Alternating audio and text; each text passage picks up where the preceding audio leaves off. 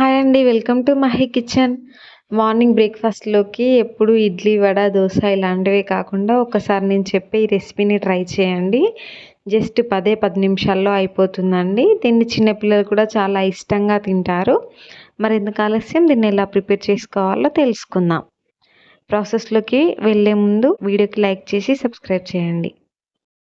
ముందుగా stove on చేసి గిన్నె పెట్టుకొని దాంట్లోకి 1.5 గ్లాస్ వాటర్‌ని వేసుకోండి. అలాగే ఒక చిటికెడు ఉప్పును కూడా వేసి చూడండి, వాటర్ ఇలా మరుగుతున్నప్పుడు మనం ఏ గ్లాస్‌తో అయితే వాటర్‌ని తీసుకున్నామో అదే గ్లాస్‌తో కొలుచుకొని 1 గ్లాస్ బియ్యం పిండిని కూడా వేసుకోండి. నేను ఇక్కడ తక్కువ క్వాంటిటీలో చేస్తున్నాను కాబట్టి ఆ బియ్యం పిండి మొత్తం ఒకేసారి వేసానండి.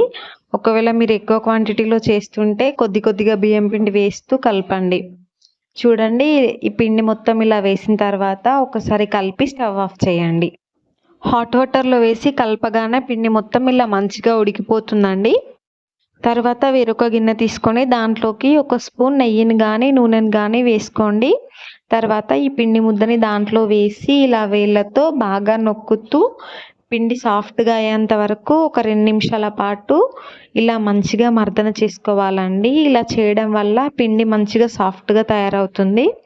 చూడండి, పిండి ఇలా సాఫ్ట్‌గా అయిన తర్వాత ఈ పిండి ముద్దలోంచి కొద్దిగా పిండిని తీసుకుంటూ రౌండ్ బాల్స్ లాగా చేసుకోండి. చూడండి, వీడియోలో చూపిస్తున్నట్టుగా ఇలా మధ్యలో వేళ్ళతో నొక్కి కొద్దిగా స్ప్రెడ్ చేసి ఇవన్నీ ఒక గిన్నెలోకి తీసుకోండి.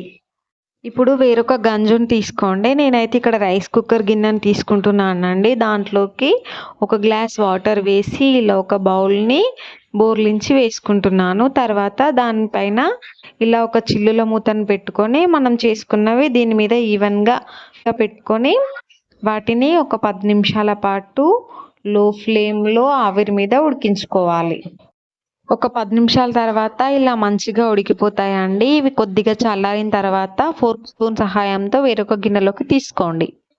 నేను ఇక్కడ ఫోర్క్ స్పూన్‌ని టమాటా కెచప్‌లో డిప్ చేసి ఇలా డెకరేట్ చేసి తీసుకుంటున్నానండి.